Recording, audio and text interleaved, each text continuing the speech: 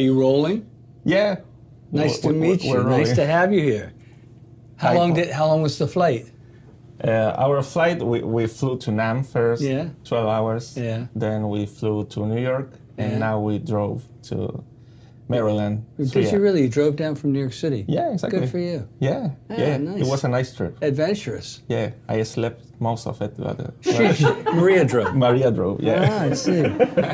Well, welcome to Maryland. Thank you, sir. We're in the middle of the East Coast of the United States.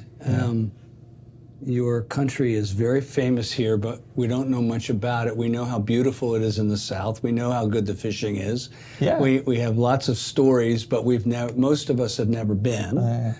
One of the things my wife and I would like to do is travel. Maybe we could come to your country someday. That would be beautiful. Yeah, I know. But you are here first, so you win. But if I show up in your place, I win. Yeah, great. Yeah, I know good. you enjoy fly fishing. So. Oh, I love it. You've got the best there. Yeah, yeah.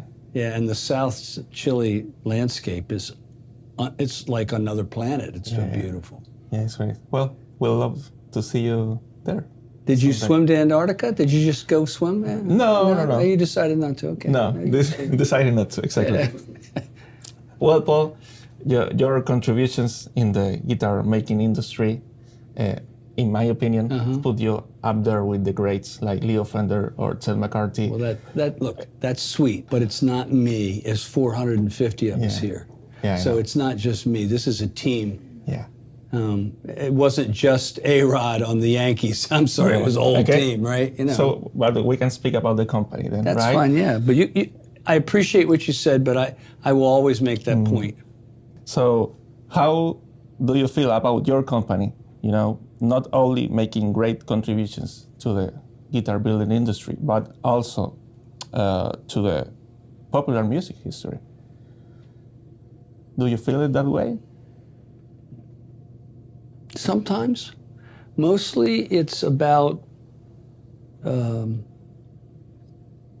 if Carlos Santana is going to play on the Grammys, I want the guitar to do its job.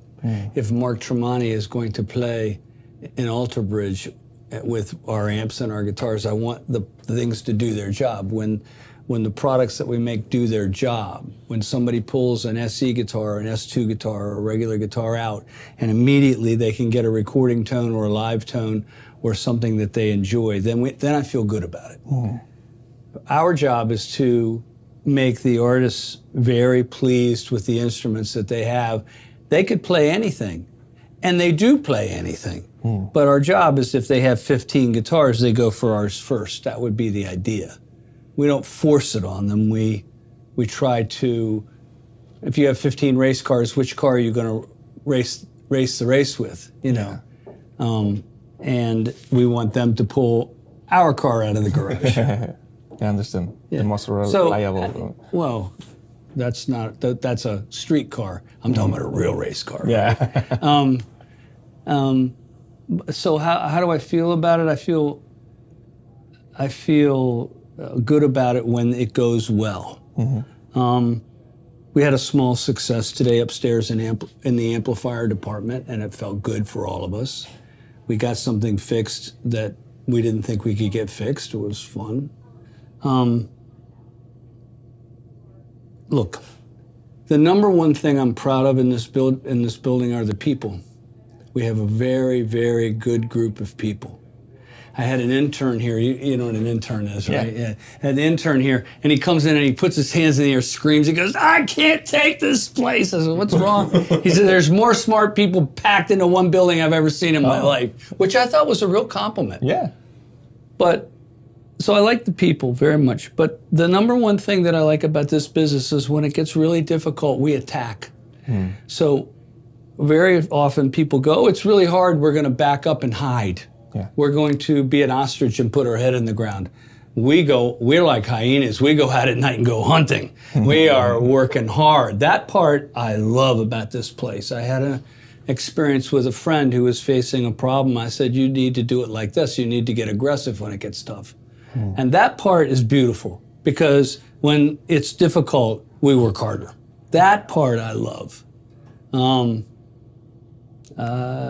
We're going to be joined by Jack Higginbotham who's been both the president and the chief operating officer here, and he's doing all the stuff for the SEs. And it's when it gets difficult, he works harder. I love that part, you know. Yeah, it's amazing. Yeah, it's going and hiding when it's bad. Or saying, I can't do it. I can't stand that. Yeah, yeah. Do people in Chile say that? That's an Americanism. I can't do it. No, it's universal, I think. Okay, well, complaining is a shit magnet, and I don't like it. Yeah. Or resting on the laurels when things are good also is a bad thing, That's right? not good either. When it's good, you got to work harder too. Yeah. So that part I like. This is more of a democracy than a dictatorship, so we argue. I don't like how much we argue. I don't enjoy it at all. But if you're going to give somebody some authority, you better let them say what they think. And if they think something different than you think, you better listen to them. I don't care how painful it is. So that part, that makes me, I used to go home and have a scotch once in a while and just feel better about it, but I'm not even doing that anymore. So, Okay. So I think I answered your question. Yeah, you did. Yeah. What town is your store in? In Santiago. In Santiago, yeah. Yeah, the capital city. Yeah, I got that part, yeah. I do know that much about that. Well, it's not usual. So usually people don't know a lot about Chile, so it's great that you know that we have great fish. I know a little bit. fishing. I've not experienced walking in the shops and on the street and in the rivers, and I've not done that. I've not. You can't really talk about a place unless you've been there. Yeah. I'll show up sometime. Great. Can't wait. You're going to take me for good food? Yeah, of course. What's the food like in Chile? We are known for having great seafood. Yeah, the sea is very cold and it's not great for taking a bath or for going to the beach. It's super chill, but the seafood is really good. Well, we have good seafood in Maryland. We'll see. Okay. Okay. Well, your company have solved many issues with the vintage guitars, or have came up with innovations, you know. Those innovations came because you are a more technical person regarding guitar building, or they just came as consequences of the sound you were looking for in a guitar? Nah. Once I got an order from Carlos Santana, and I thought maybe he wanted a Floyd Rose tremolo on the guitar. He goes, he didn't want a Floyd. He says, is it going to stay in tune? I said, sure, promise. He goes, great, you have an order. I hung up, I went, I have no idea how to do that. Okay. So I had to figure it out. So it's been much more to make the customers happy. I had a repair shop. Yeah. And so in the repair shop, we'd build about a guitar a month. So maybe 12 a year or something like that. And so these innovations came from need, from the customers complaining or the customers having a problem. Or, I mean, if you get a Stratocaster and the arm has broken off in the block because somebody wiggled it too hard, you have to figure out how to get the old one out, and you have to figure out how to put a new one in. And when you have your own model, you want to make sure that never happens. Yeah. So look, I'll draw it for you. So if you have a rod and you thread it, which is what is in a Stratocaster, okay, you thread it. The rod's really only that diameter. Yeah. That breaks right off. So for me, I needed more diameter so that it wouldn't break. I mean, that's an innovation you're talking about, the way that the arm goes down into the plastic tube, but that was so it wouldn't break off. I mean, because the last thing you want is a customer calling, I broke the arm. Exactly. Not going to work. So they came from need. Most of the innovations came from need, from trying to make the customers happy. I'll give you another example. I must have glued on 24 Les Paul headstocks because if the case fell over, the headstock snapped right off. And I thought, that can't happen. So we made the headstock shorter and we made them much closer to the nut so that the tuning pegs didn't have the centrifugal force to rip the headstock off. And we made the headstock a little thicker. So it was need. Out of need, yeah. Yeah, out of need, right. I'm sorry, a lot of innovations in race cars come because they want to win the race and they're losing. Yeah. Well, the guitar industry is one that is very traditional, that sometimes resists change. In your journey or your company's journey, have you encountered obstacles to any of the innovations from the players, from your fellow builders that said that's not gonna work, or the press, or do you feel that way? Anywhere from absolutely to never. So let me explain. When we came out with our guitars, the industry was very open to it. It was very open. They wanted something new that their customers would like. That was fine. I felt very little resistance. That would be never. We came out with the NF3. We got Guitar of the Year from every magazine in the entire industry. Couldn't sell any of them until Jimmy Herring picked up one. Now you can't find one. So that would be resisted. They didn't want a new pickup size, although if they had to just listen to it, they would have bought it, right?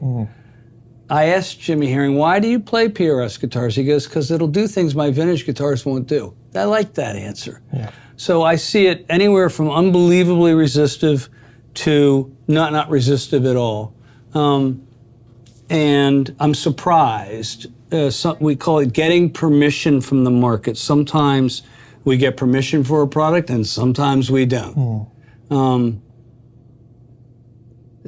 So, I mean, we came out with our little parlor guitars. They're one of some of the best small acoustics I've ever heard.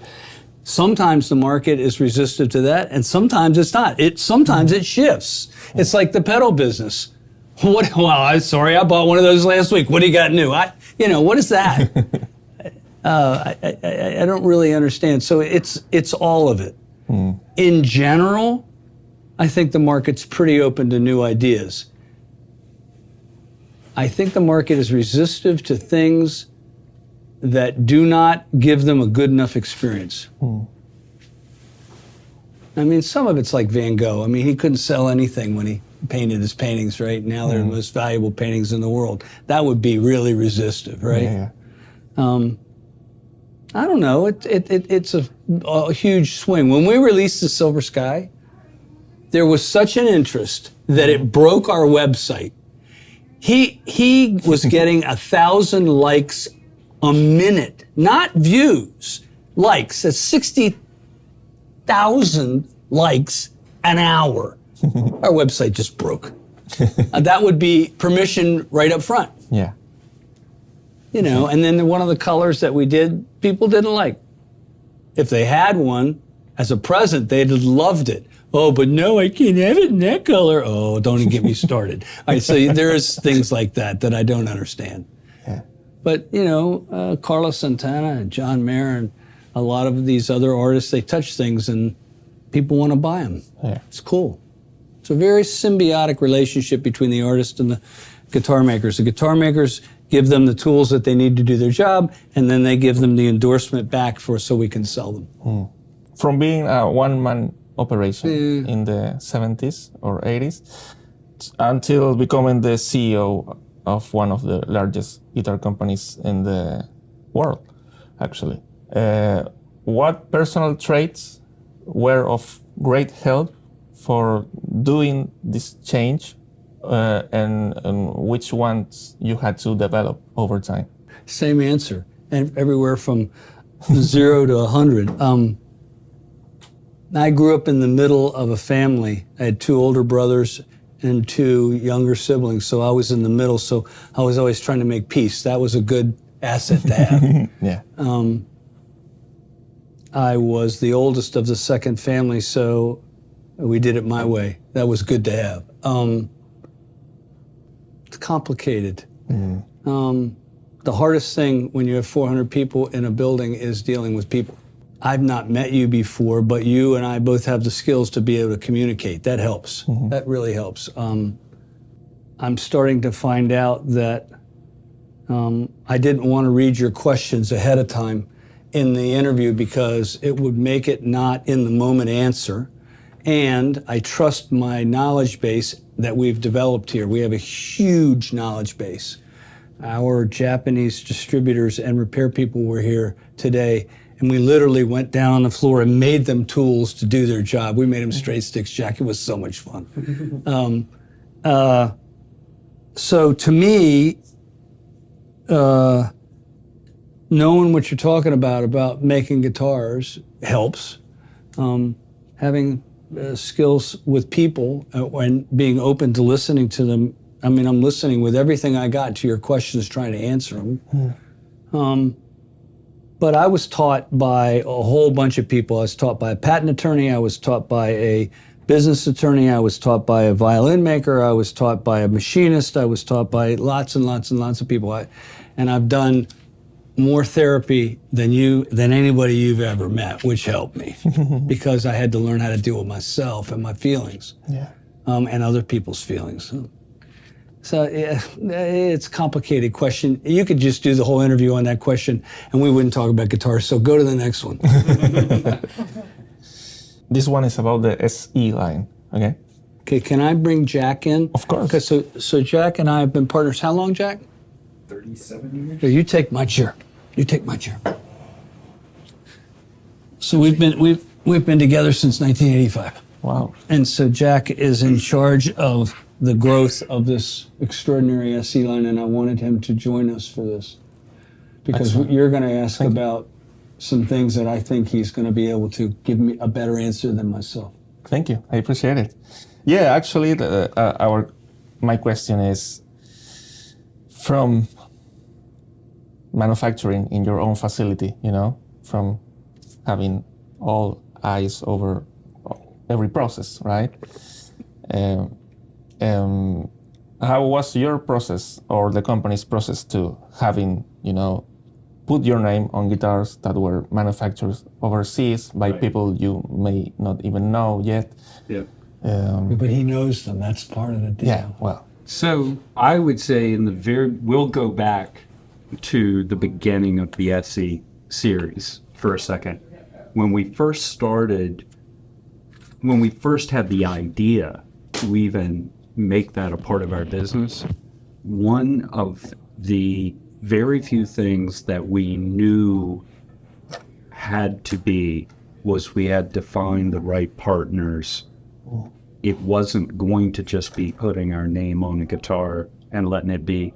We needed to find people that were interested like we were about building guitars and discovering new ways to make an affordable guitar and learning from us and us learning from them and having a real relationship. And it seems like that would be a very easy thing to do. And it is not a very easy thing to do, to find those people. And as time went on and the business grew and we needed to develop new partners around us, it was the same story all over again, finding the right groups of people that were interested in building really good guitars and learning from us and being able to apply what they already knew to guitar building and forming a real partnership. I think that's one of the biggest keys to our success so far, is finding those right partners. So can I give you questions to ask him really quick in rapid fire? Yeah. Ask him the last time he was in Indonesia teaching them how to make guitars. Ask him. Okay. Last time you were in Indonesia? The last time I was in Indonesia teaching guitar building was 2 weeks ago. Ask him how many times he's been. How many times? Yeah. Total? I have no idea. I'll say I've probably been in that factory 15 times, 20 times, maybe. How many hours has he taught teaching them how to make guitars? Ask him that. Hundreds of hours, I'm No, sure. thousands of hours. Lots of- Every night. A lot of that. Oh, outside of that building, that's actually a great point. We are in pretty much constant communication. I look at PT Court makes our electric guitars in Indonesia.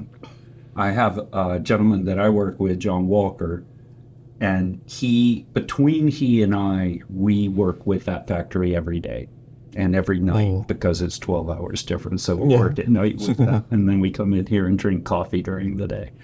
But That's to stay awake. yeah, it's a very constant communication. But the neat thing is I think we've advanced our guitar designs in the SE series much faster than would naturally happen for a few reasons. One, we really love this stuff, and it's kind of all we want to do. So that's where we put all of our energy into growing this. And number two, we have been very fortunate in finding the right partners, not just with PT Corp, PSE for our pickups, all of the suppliers that we work with. It's kind of amazing to me that all of the right people have joined this team in order to make those guitars come to existence.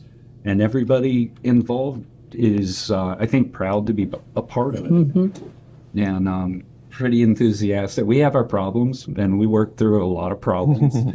Like, you know, it's a universal truth. You know, if it's worth doing, it's not easy. Yeah. So we work really hard on things that are difficult to do. We solve problems constantly. I think our jobs are really as problem solvers. You know, anybody can design a guitar, I guess, but figure out all the solutions to overcome the issues. That's the hard part. Yeah. So if Jack went to Chile, he could build a factory and make guitars of the caliber that we make in this building. If I went to Chile, we could do that. It's not where you make it, it's the knowledge base and the desire and the care. So we live from that point of view that, you know, most of the people in these overseas factories are taught to go fast. We're teaching them to go good. Yeah. So we actually teach them to go slower. Yeah. So just slow down. Yes, to take your time, you know. Get it right. So for me, it was always been clear that we could make them anywhere.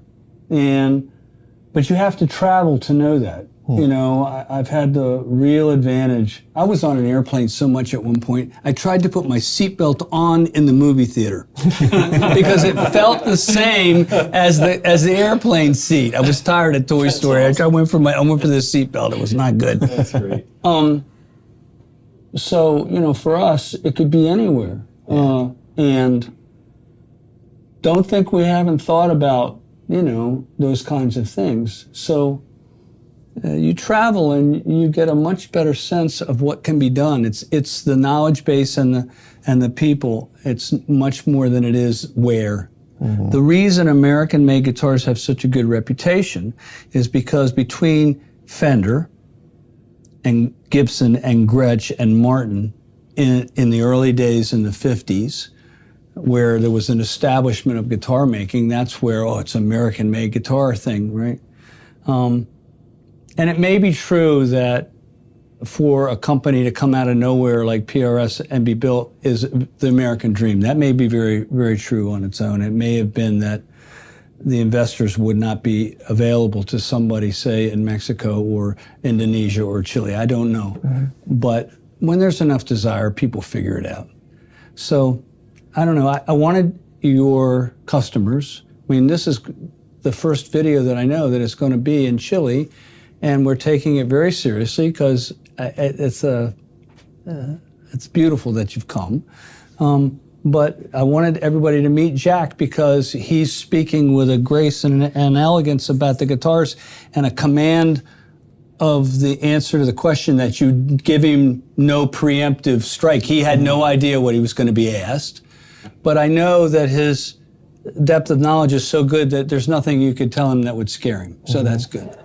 So Can I answer a question you asked him? Yeah. Good, I like that. So Now, do I shut up now? you won't. Okay, I'll shut up. I need tape. So you said, what are your personal attributes that have, helped to develop the company or something like that? And I was thinking to myself, personally, what I know about Paul is there is no problem that there isn't a solution for. He is tenacious is the right word. He doesn't ever give up. And that to me is why the business is the way it is, because we all grew up being around him being that way. And so we all kind of adopted that. So he never gives up. There is there's only a solution that hasn't been thought of yet. And I think that's the main thing I think of with him. He didn't let any of the hurdles that could have stopped this business from being to allow that to happen. He either found the better people to be around or a solution to a physical problem. It always found itself. And I think we've all learned that as like our valuable lesson too. So I am sometimes almost waiting for a solution to happen because I just know that we've got a problem and it will present itself. We will find our way out of a situation. And I have a lot of confidence in that now. I didn't always have that. So thank you. You're welcome. It happened in Star Wars, Jack. Liam Neeson backed up against the wall with what was a, futuristic cell phone, and somebody said there was a problem. He goes, a solution will present itself. I went nuts. I was in yes! That's it. A solution will present itself, which we say. Yeah. But that's sweet for you to say. But you're the same way. I am kind of wired that way, but I don't know if I was born that way or I got it from you. Whatever. Okay, the car that you raced, did you make it from scratch? I built that car from scratch. Yeah. Well, how many solutions are in that car? There were a lot of problems and a lot of solutions, and I haven't even found them all yet. They haven't presented themselves yet. That car is so loud, my hearing can still hear it now when I sit here. It's a little on the loud side. Yeah. Well, thank you. I appreciate it. No, one last question, is possible? Sure. About the SC line. You had nothing to do with the SE line. Not much. So it was his idea. Not really. About having your dedicated facility Yeah. in the PT Court complex, I guess made a huge improvement in quality and consistency. He's talking about SEs now. Huge game changer. And again, goes back to the partnership. So the gentleman who, June Park, Young Park is the CEO of Cortec. His son is June Park, and June Park is my business partner. I think of him that way. And I think we have a great level of trust between each other. And he believes in PRS guitars. I believe in him and Cortec and PT Court. And so over time, we started out as a part of a factory that was combined with a lot of other products. And we made guitars and they were great, but making a PRS guitar is a little bit different. And then we moved into a larger building that was just PRS guitars. And then our business started growing and growing and growing. And then 2 years ago, I guess, he made a very large investment in PRS guitars and built a facility about as large as the one that we have here. Wow. And we have about 400, just very similar to this building, about 400 employees there doing nothing but making the PRS SE series. And it's allowed us to advance the art of guitar building.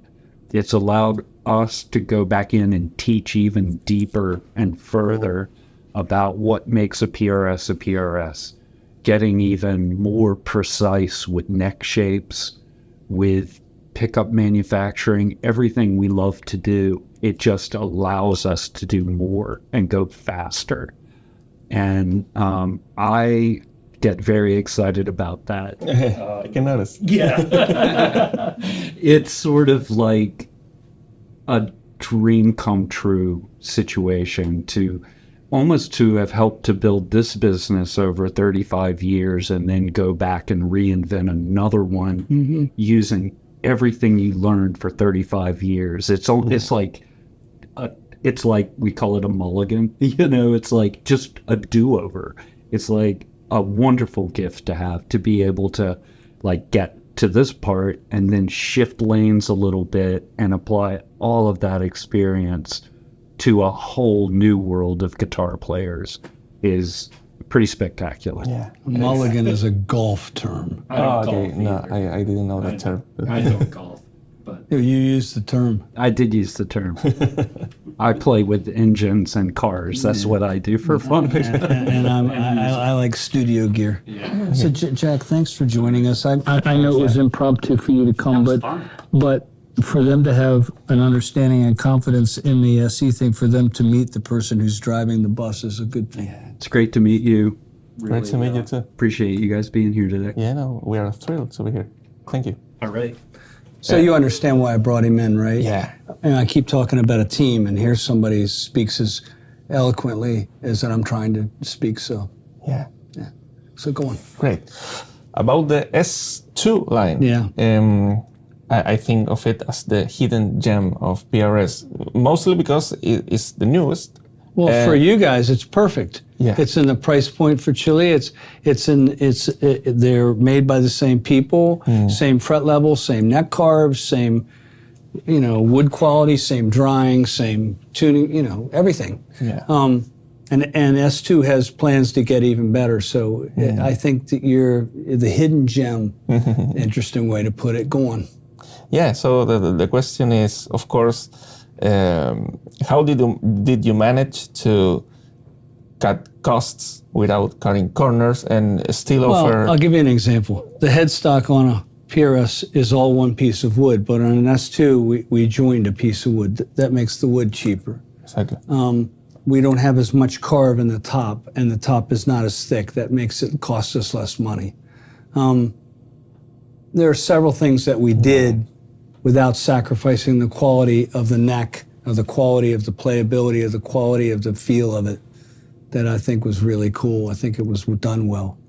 S2 will be part of our company for forever, I think. Well, look, what's the job? Your job is to get your customers to hold the guitars in their hands, and their job is to go yes or no. Yeah, exactly. And that's the way it works.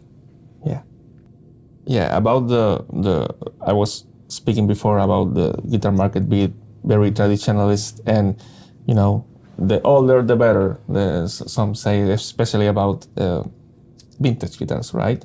Are you confident that the PRS guitars that are going out today of the factory are the best PRS guitars ever made, with all the innovation and work and constant upgrading you are doing, or your people is doing? In general, I would say yes. Before COVID, we were at a trade show, and there was not a guitar that I pulled off the wall that I could not get a recording or live tone with. It was really fun. When you get into little teeny specifics about which year of McCarty's or which year of Customs or which year of this, that, or the other, there could be arguments all over the place. But in general, the answer is yes. We have big plans for the future.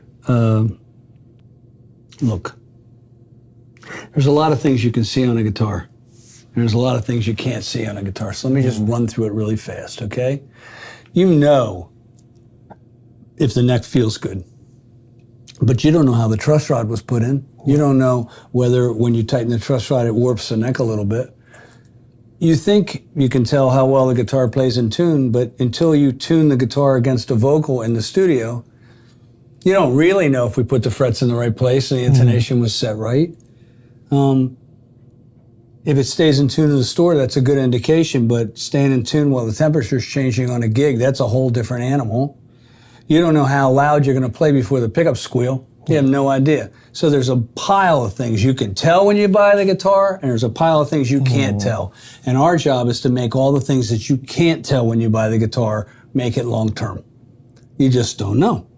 But believe me, it's important to the artists, incredibly important to the artists. And in America, we say our hands are held to the fire with the artists every day. David Grissom will not go to a clinic with a guitar that he owns. He only picks one off the wall to make sure I'm doing my job. Well, I've seen Carlos Santana take guitar out of here that had been played 35 seconds. And he played in front of 20,000 people that night, plugged it in and went. He made it. I was glad. Look, it's not that the guitar's old. It's the guitar was made well. yeah. Look, how old was Hendrix's guitar when he played The Wind Cries Mary? How old was the guitar? A few years old? Yeah. Yeah. How old was the amp? Brand new? Yeah. Yeah, it wasn't old. It's one of the greatest vintage guitar tones of all time. Brand new stuff. Exactly. Come on.